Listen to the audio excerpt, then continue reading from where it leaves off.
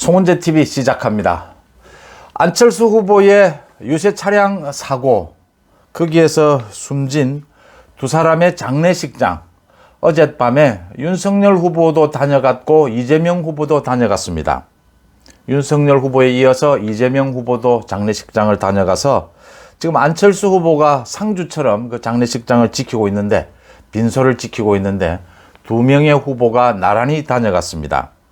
조문 정치 얘기가 나오지 않을 수 없는 대목입니다. 그러니까 지금 대선이 20일도 채 남지 않았는데 대선 전국에서 가장 중요한 것이 후보 단일화 부분입니다. 윤석열 후보도 안철수 후보와 단일화를 하자라고 하고 이재명 후보도 안철수 후보와 손잡자라고 하고 있습니다.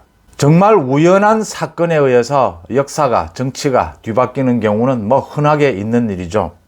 조문 정치. 하필 이 타이밍에 안철수 후보에게 그런 안타까운 일이 생겼고, 이 정치가 타이밍이라고 하는데 어젯밤 윤석열, 이재명, 안철수는 서로 무슨 얘기를 나눴으며 눈빛으로는 어떤 말들이 오고 갔을까? 많은 추측들, 많은 얘기들이 나오고 있습니다. 여러분들과 함께 이 조문 정치, 이번 대선 국면에서의 조문 정치, 여기에 따른 후보 단일화 어떻게 될지 한번 꼼꼼하게 따져보도록 하겠습니다. 송은재TV 구독, 좋아요 부탁드린다는 말씀 오늘 아침에도 드리겠습니다. 아직 구독자가 아니신 분들은 특히 구독 눌러주시면 저한테는 큰 격려가 된다는 말씀 함께 드립니다. 그러니까 어젯밤 8시 반쯤 윤석열 후보가 안철수 후보를 조문했습니다. 그 다음 윤석열 후보가 25분 가까이 안철수 후보와 두 사람만 단독으로 얘기를 나누다가 조문하고 난 뒤에 윤석열 후보가 돌아갔고, 윤석열 후보가 돌아간 뒤에 25분여 만에 이재명 후보가 안철수 후보가 지키고 있는 빈소를 찾았습니다. 이재명 후보도 20분 정도 빈소에 있다가 떠났습니다. 두 사람 모두 떠나면서 기자들에게 빈소 조문인 만큼 후보 단일화에 대한 이야기야 그런 이야기 할 수 있겠느냐, 정말 위로를 드렸다, 이런 얘기를 했습니다. 안철수 후보에게 닥친 그 유세차 차량 사고, 여기에 따른 이 조문 정치, 지금 후보 단일화가 중요한 키워드인 만큼 이 부분을 어떻게 봐야 하느냐, 대선 전국 면에서 보면 정말 기가 막힌 타이밍이었다라는 부분을 생각하지 않을 수가 없습니다. 그러니까 안철수 후보가 지금 윤석열 후보에 대해서 최소한 여론조사에 의한 단일화를 받을 것인지 받지 않을 것인지 윤석열 후보에게 최소한 어제까지는 응답을 해라, 윤석열 후보가 스스로 응답을 해라 라고 계속해서 독촉하고 있는 상황이었습니다. 그런 상황에서 15일 공식 선거운동이 시작되면서 이런 안타까운 사고가 터진 것입니다. 사망사고가 터진 것도 큰일이지만 두 번째, 이 사고 자체가 지금 중대재해법이라고 하는 지난달 이제 시행이 된 그 중대재해법에 걸리는 부분이 아니냐, 이 안철수 후보가 직접 걸려드는 부분이 아니냐라는 것 때문에 그게 지금 여러 가지 얘기가 나오고 있습니다. 경찰 조사. 그 LED 전광판을 달면서 거기에 전동장치를 만들어야 하니까 거기에서 일산화탄소가 나와서 사고가 발생을 했다. 그래서 이 차량을 개조하는 허가도 받아야 하고 또 이 LED, 이 화학물질에 대한 안전점검, 안전교육도 있어야 한다. 그런데 그런 부분들이 모두 부실했지 않느냐. 지금 불법인지 아닌지 이런 얘기들은 나오고 있습니다만, 경찰 조사 중입니다만, 이제 중대재해법이 만들어지면서 이런 하청, 원청 관계죠. 이 원청의 사업주에게 큰 책임을 묻는, 이게 중대재해법의 입법 취지거든요. 국민의당 대표이자 대선 후보인 안철수 후보가 이 책임에서 전혀 자유로울 수가 없다. 이게 지금 윤리적인 책임도 문제가 되지만 법적인 책임까지도 자유로울 수가 없다. 또 대선 기간 중에 이게 계속해서 논란이 될 수밖에 없습니다. 사실은 아마 다른 사고 같았으면 이게 압수수색 또는 소환 굉장히 복잡해졌을 겁니다. 경찰이나 지금 관계 당국도 이 선거 기간 중인 만큼 굉장히 그런 부분에 있어서는 상당히 조심스러울 겁니다. 그런 부분이 있다 하더라도 안철수 후보가 굉장히 힘든 상황에 처해 있다. 그러니까 두 가지입니다. 이 정말 타이밍이라고 하는 것이 이렇게 후보 단일화를 놓고 굉장히 급박한 상황에서 이런 사고가 터졌다라고 하는 것이고요. 두 번째, 안철수 후보가 이번 대선에서 굉장히 힘든 선거운동을 치르기조차 힘든 상황이 아니냐. 이게 지금 후보 단일화에는 어떤 영향을 미치겠느냐. 많은 분석들, 많은 예측들이 나오고 있습니다. 또 윤석열과 안철수의 이 후보 단일화를 막기 위해서 최소한 막아야 한다라고 나서는 이재명 후보의 저 방해 공작은 어디까지 효능을 발휘할 것인가. 윤석열 후보와 안철수 후보의 단일화의 부분에 있어서는 이 조문 정치로 인해서 굉장히 유리한 환경이 조성되고 있다고 하는 점입니다. 먼저 자연스럽게 윤석열 후보가 안철수 후보를 어제 만날 수 있었던 겁니다. 안철수 후보가 윤석열 후보에게 직접 응답하라. 여론조사에 의한 후보 단일화에 윤석열 후보의 입장은 무엇이냐, 직접 응답하라 라고 이렇게 독촉하고 있는 마당에 자연스럽게 조문을 가면서 윤석열 후보와 안철수 후보가 25분 정도 독대를 할 수 있었다라고 하는 겁니다.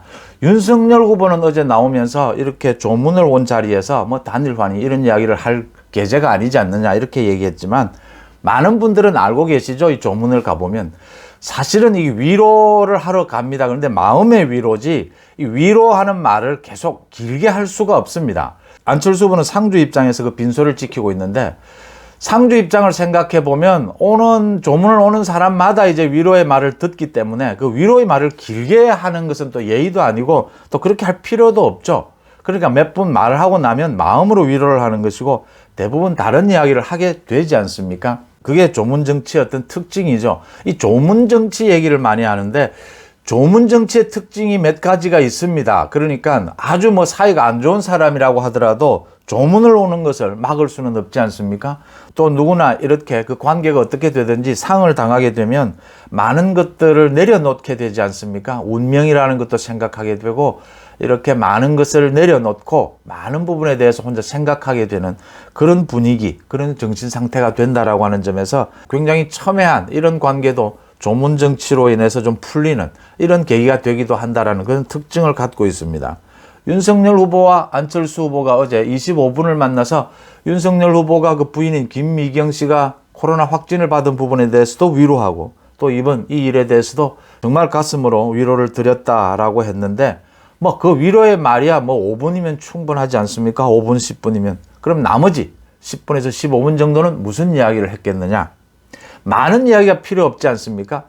지금 윤석열 후보와 안철수 후보 사이에는 저는 가장 중요한 것은 신뢰라고 봅니다. 눈빛만으로도 많은 얘기를 할 수 있다. 안철수 후보는 윤석열 후보에게 묻고 있는 것은 여론조사 경선이 아니라면은 무슨 방법이 있는지를 제안해 보라라고 하는 것이고, 윤석열 후보는 안철수 후보가 후보를 양보한다면 이번에 안철수 후보가 지금 원하고 바라는 것은 5년 뒤에 대통령 선거에 안철수 후보가 대권에 나설 수 있느냐라는 부분이거든요. 그 부분에 대해서 윤석열 후보가 지원하겠다. 그런 부분에 대해서 믿어달라. 이 부분을 줄 수 있느냐 없느냐거든요. 그러면 당장 그 부분을 지원하는 눈에 보이는 가시적인 것으로서 뭐 합당도 있을 수 있고요. 지방선거에서의 뭐 공천 배분도 있을 수가 있는 것이고요. 또 윤석열 정부의 책임 총리를 줄 수도 있는 부분이고요. 그런 부분들은 충분히 논의될 수 있는데, 그게 가장 중요한 것은 윤석열 후보의 약속이 얼마나 신뢰를 줄 수 있느냐라는 부분이지 않습니까? 그런 부분에 있어서 타이밍상 기가 막힌 조문 정치가 일어났다 이렇게 보입니다. 이 부분을 알고 있기 때문에 이재명 후보도 바로 조문에 나섰다 이렇게 보입니다. 윤석열 후보가 떠나고 난 뒤에 25분 뒤에 이재명 후보가 빈소에 나타났다라고 하는데, 아무도 국민의당에 누구도 이재명 후보가 나타날 줄은 몰랐고, 이재명 후보는 당초에 조문은 하지 못하는 걸로, 서울에서의 그 일정이 너무나 빡빡했기 때문에 조문은 하지 못하는 걸로 되어 있었다 이렇게 알려져 있습니다. 하지만 저는 뭐 그렇게 보이지 않는 것은 이재명 후보가 안철수 후보나 안철수 후보의 최측근과는 연락을 했을 것이다. 자신이 조문을 오는데 안철수 후보가 만약 없으면 그것도 이상한 모양이 되고요. 또 안철수 후보와 윤석열 후보가 있는데 이재명 후보가 들이닥치는 것, 뭐 조율을 해야 되지 않겠습니까? 갑자기 들이닥치는 그런 모양을 연출했다 이렇게 보입니다. 그 부분이 이재명 후보에게는 더 유리하다. 그 분위기가 더 유리하다. 이렇게 이재명 후보는 판단을 했을 테고요. 이재명 후보도 안철수 후보와 10여 분 둘이서 얘기를 나눴다라고 합니다. 뭐 큰 얘기가 있었겠습니까? 위로 얘기하고 윤석열 후보와 안철수 후보가 최소한 손을 잡는 것만은, 연대하는 것만은 막아야 되겠다라고 하는 그런 바람이겠지만, 전체적인 흐름은 윤석열 후보와 안철수 후보의 단일화 쪽에, 그 분위기 쪽으로 가는 흐름이다. 모든 것이 많은 사람들의 바램도 그렇고 그 우연히 일어나는 사고에 따라서 많은 정치적인 현상들이 후보 단일화 쪽으로 움직이고 있다. 윤석열 후보와 안철수 후보의 단일화, 그래서 정권 교체를 향해서 손을 잡는 이 모습 쪽으로 전체적인 지금 대선 전국이 흘러가고 있는 모양새다. 이재명이 이걸 막기 위해서 안간힘을 쓰고 있지만 전체적인 흐름, 대세를 막는 것은 힘들지 않느냐라는 이런 분석이 나오고 있습니다. 조문정치라는 게 또 그렇습니다. 이렇게 빈소, 내일 이제 장례식을 치른다고 하는데 내일 장례식을 치르기까지 또 국민의힘, 국민의당에 많은 사람들이 안철수 후보와의 친분 있는 많은 사람들이 조문을 하게 될 테고요. 이 조문이 끝나고 나면 또 조문을 와준 부분에 대해서 또 감사의 표시로 어떤 만남 이런 것들을 이야기하게 되지 않습니까? 그래서 자연스럽게 이번 주말 또는 다음 주 초쯤에 안철수 후보와 윤석열 후보가 이것 아니라도 후보 단일화 때문에도 어차피 만나야 되는, 담판을 해야 되는 그런 문제가 있기 때문에 자연스럽게 조문을 했고 또 거기에 대한 감사의 표시로 만나자는 제안을 할 수가 있는 이런 흐름으로 가고 있다는 겁니다. 이 사고의 성격이 이번 대선 국면에서 안철수 후보의 발목을 잡을 그런 성격이다라고 하는 점에서 안철수 후보도 많은 부분들을 생각하지 않을 수가 없다. 이번 대선에서 안철수 후보가 결단을 내리는 그런 계기가 될 수도 있다. 이런 해석들이 나오고 있습니다. 안철수 후보가 윤석열 후보에게 후보 자리를 양보하는, 사퇴를 하는 그런 결단을 내린다면 윤석열 후보는 안철수 후보에게 무엇을 약속할 것인가? 어떤 신뢰를 줄 것인가? 대부분 윤석열 후보가 낼 수 있는 제안의 내용은 이제 거의 다 나왔다라고 봅니다. 문제는 두 사람의 신뢰 아니냐? 그 신뢰가 이번 이 기막힌 타이밍의 조문 정치로 인해서 굉장히 커졌을 것이다 라고 하는 해석입니다. 여러분들은 어떻게 보십니까? 송은재TV 마칩니다. 고맙습니다.